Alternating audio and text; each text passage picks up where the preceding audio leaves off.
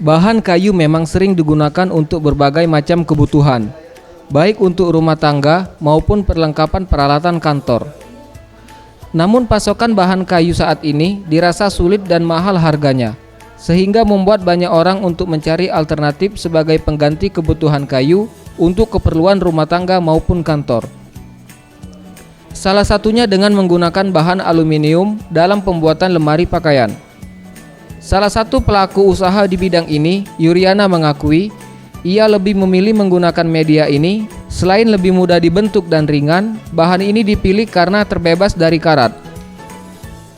Katanya biar kebanjiran itu nggak rusak, nggak hancur. Kalau aluminium tinggal ya, bisa dibersihin. Kalau dari kayu kan mungkin.